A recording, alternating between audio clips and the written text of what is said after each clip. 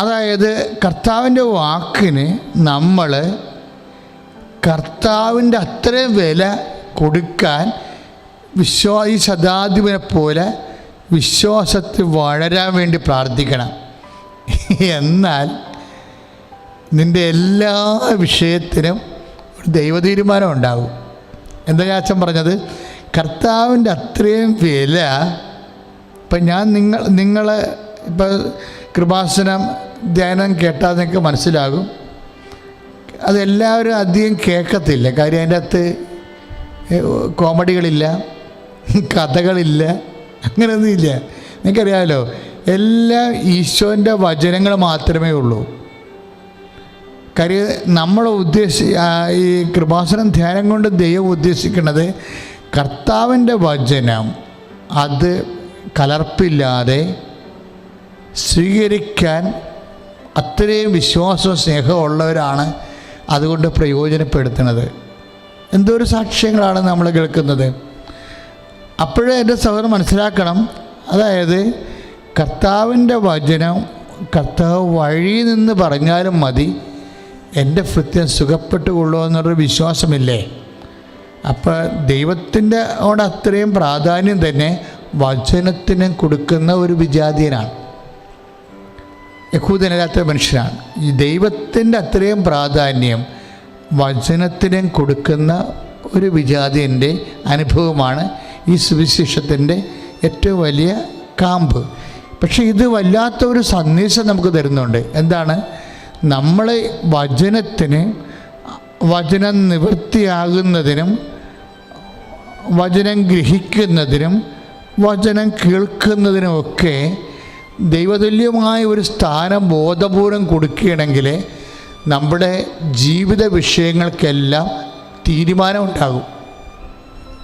നമുക്കൊന്ന് പ്രാർത്ഥിക്കാം, പ്രാർത്ഥിക്കാം അച്ഛൻ്റെ കൂടെ. കർത്താവേ, ശതാധിപനെ പോലെ നിന്റെ സാന്നിധ്യത്തിന്റെ അതേ പ്രാധാന്യം അങ്ങയുടെ വചനത്തിനും നൽകി കർത്താവേ നൽകാനുള്ള വിശ്വാസത്താൽ ഈ നിമിഷം എന്നെ അഭിഷേകം ചെയ്യണമേ. പരിശുദ്ധ അമ്മയെപ്പോലെ വചനത്തെ പരിചരിച്ച് പ്രയോഗത്തില് വരുത്താനുള്ള കൃപ എനിക്ക് ലഭിക്കുന്നതിനായി പ്രാർത്ഥിക്കണമേ. ശ്രുതികട ഹല്ലേലൂയ ഹല്ലേലൂയ ഹല്ലേലൂയ ഹല്ലേലൂയ യേശുവേ ഹല്ലേലൂയ ഹല്ലേലൂയ ഹല്ലേലൂയ യേശുവേ ആരാധന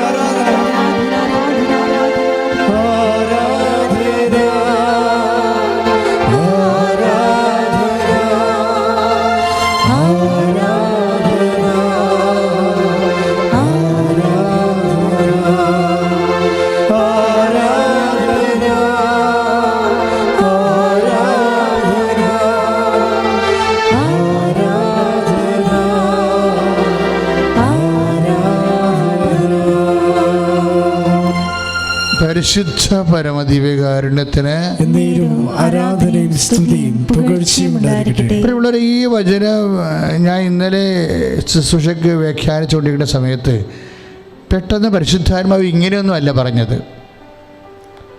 പരിശുദ്ധാത്മാവ് പറഞ്ഞത് ഈ മനുഷ്യന് വചനത്തിൽ വിശ്വാസമുണ്ട്, ദാറ്റ്സ് ഓക്കെ. വചനത്തിൽ വിശ്വാസമുണ്ട്, അത് അദ്ദേഹത്തിൻ്റെ യോഗ്യതയാണ്. പക്ഷേ അദ്ദേഹത്തിൻ്റെ ബേസിക്കായിട്ടുള്ള മെരിറ്റ്, അടിസ്ഥാന യോഗ്യത ഇതൊന്നുമല്ല. എന്താണെന്നറിയാവോ? അവൻ്റെ ഭൃത്യൻ്റെ അസുഖം തന്നെയാണ് അവൻ്റെ വീട്ടിലെ അസുഖമായി കിടപ്പായിട്ടിരിക്കുന്നില്ലേ, അത് തന്നെയാണ് ക്രിസ്തുവിനെ ലഭിക്കാനുള്ള അടിസ്ഥാന യോഗ്യതയെന്ന്. പ്രൈസ് ദി ലോർഡ്, ഹല്ലേലൂയ, യേശുവേ സ്തോത്രം. ഞാനിത് കാഷ്വലായിട്ട് ഇങ്ങനെ കർത്താവ് തന്നതുപോലെ പറഞ്ഞെന്നല്ലാതെ പിന്നീട് ഞാൻ എൻ്റെ വ്യാഖ്യാനത്തിനൊന്നും പോയില്ല. ഇന്ന് രാവിലെ ഞാൻ ജസ്റ്റ് ഫേസ്ബുക്ക് എടുത്ത് ഓപ്പൺ ചെയ്തപ്പോൾ അതിൽ എൻ്റെ ഒരു സഹപ്രവർത്തകൻ ജയമോഹൻ ഒരു കമൻ്റ് ഇട്ടിട്ടുണ്ട്. അതായത് ഒരു പ്രത്യേക പോസ്റ്റ് ഇട്ടിരിക്കുകയാണ്.